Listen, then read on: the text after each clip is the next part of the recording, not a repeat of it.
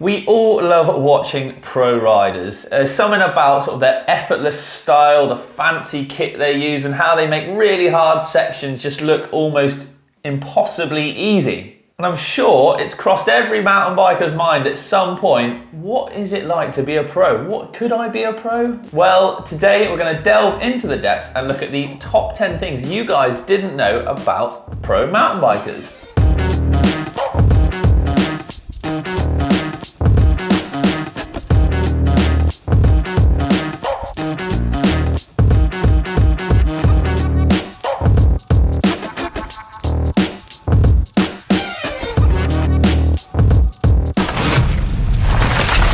To be at the top of your game requires a huge amount of dedication and training, and that's across all mountain bike disciplines. You or I, we may bust out the odd training ride and gym session here and there, but pros, well, they take it to another level. They actually like training. Who'd have thought it? I know. Many of the guys and girls who race at the top level actually enjoy going to the gym and doing those interval sessions. It's in their nature. They're so competitive. They actually like burying themselves in the pain cave. Their strive to succeed is overwhelming, and they'll do anything to get to the top. It's something that's almost hardwired into every top athlete, and it's what separates them from the creme de la creme to the sour milk. After a hard race season, you might be fooled into thinking that these guys get a little bit of downtime. Well, unfortunately, that's not the case. The typical race season runs from March to October, and normally once that's finished, it's straight back to the drawing board to look at what they can do to improve over the winter, ready for the next season. It's an endless cycle of improvement, looking at where your weaknesses were and how you can improve upon them for the following year. With a lot of the top riders having their own gym setups, it means that they can train what they want, how they want, and when they want, really focusing on improving those areas that they're finding weak. A win don't come for free. You've got to earn that top spot. Now, these guys put loads of time into getting physically very strong and prepped for a race, but that's no good unless the equipment that they're using is tip-top and working perfectly as well. Riders and teams will do everything they can to eke out every millisecond from that racetrack, whether that's testing the bike, testing various bits of equipment on the bike, putting in timed runs. They will do anything to gain those milliseconds. It's not uncommon at World Cups for riders to have two different bike setups during practice, with a lot of top riders using telemetry on their bike to see just how their suspension is working and how they can set it up perfectly. Testing will happen mainly during races, but the majority of it will be in the off-season. Companies and riders may change something from as simple as a bit of a linkage to a whole new revamp of a bike. It's not uncommon to see companies absolutely redesign something if it thinks it's going to make their rider quicker. Professionalism in the sport has upped its game, and those post-race hangovers, well, for the best part, they are a thing of the past. With the race schedule being much tighter and competition being as fierce as ever, riders are doing all they can to be on tip-top condition. That's not to say that riders don't like to cut loose now and again, but with pressure from sponsors and pressure upon themselves, those party days, well, they're just not quite as frequent. You'll often find riders, letting their hair down, should we say, a little closer towards the end of the season when they can just chill for a couple of weeks before it's back to the gym and cracking on. My precious. All right, that was weird, but there is one race to rule them all. The World Champs is the race to win. Being able to display those coveted rainbow stripes on your jersey is a privilege that very few riders will ever get to experience, which is what makes it so special. With only the Olympics being a more prestigious event, but only open to cross-country at the moment, downhillers and EWS racers alike hold the rainbow stripes above all other races. Even more than winning the World Cup overall. Now, don't get me wrong, that doesn't mean that the overall isn't worth anything. Riders will constantly have in the back of their mind points. Points at every round, and points mean prizes. Even on their bad days, scoring any amount of points can make a massive difference come the end of the season. But those rainbow stripes, once you've got them, you can't lose them, and you can display them proudly, something that surely every pro wants to be able to do. Nutrition now plays a really important part in most pros' programs. There's no point training really hard, putting all that testing time in, then going home at the end of the day and just smashing a McDonald's. It kind of negates all the hard work you've put in.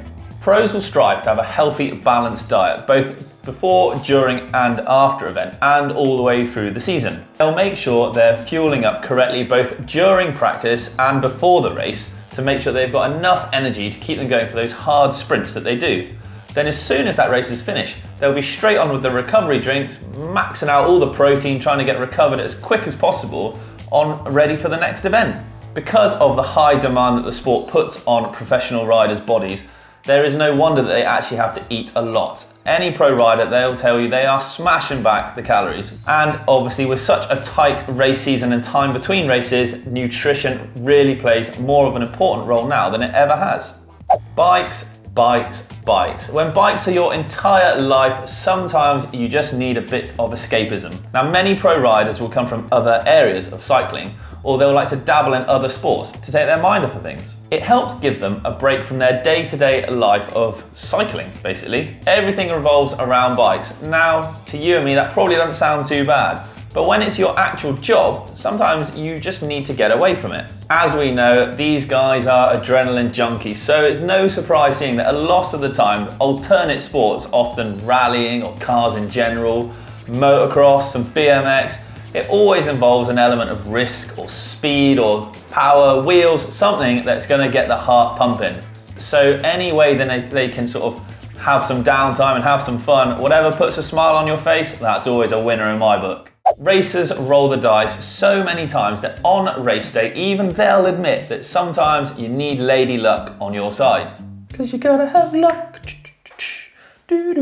Teams and riders will go to every length and every opportunity possible to try and cover every eventuality. But sometimes even they'll admit that they just need that little bit of luck on a race run. Now, this can be anything from getting a little bit loose on a race run where they just about held it to traveling. These guys travel a hell of a lot. Now, even I've experienced this. When traveling, I've had my bike go missing and my baggage. At the end of the day, when you do something so much and so often, these things can go wrong. So you just need that little bit of what? Lady luck on your side to help things go the right way and get that perfect season. The mental game involved with racing at the top end is crazy. Dealing with the pressure that they do day in, day out, weekend after weekend is immense. This can put a huge strain on riders mentally, and it's something that they learn to deal with. The pressure and nerves that pro riders feel can come from a multitude of places. A lot of the time from themselves, but sometimes from sponsors or third parties. Learning to deal with that is something that they just have to do. Athletes who really make it to the top of their game, they can turn that negative energy into positive and channel it into race runs and coping mechanisms. As a race season is so long as well, a lot of riders these days will actually have mental coaches, and they'll help with ways of dealing with all of this. Living out of a suitcase, riding different tracks all the time, being in different venues and hotels can have a huge strain on the mind. Turn that frown upside down is what's going to turn you into a winner.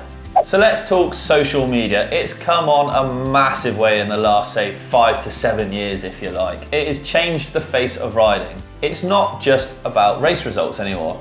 Riders are sponsored brand ambassadors, if you like, role models these days. Call it what you will, but with social media playing a huge role in pro lifestyles these days, it's something that they can't really turn their back on. Platforms like Instagram, YouTube, and Facebook give riders access to a huge audience, meaning that sometimes if your results aren't up to scratch, having a big social media following can play a huge part in that pro rider's career. A lot of the time, sponsors will find that social media following just as valuable as getting good race results. Thank you for watching then, everyone. I hope I've been able to give you a little insight to the life of pros and sort of open your eyes to some things you may not have known before. Now, as always, if you want to watch more of the channel, don't forget, hit subscribe, give us that thumbs up, and I'd love to know what you thought in the comment section. Thanks everyone, hope you're staying safe and see you out on the trails as soon as we can. Cheers.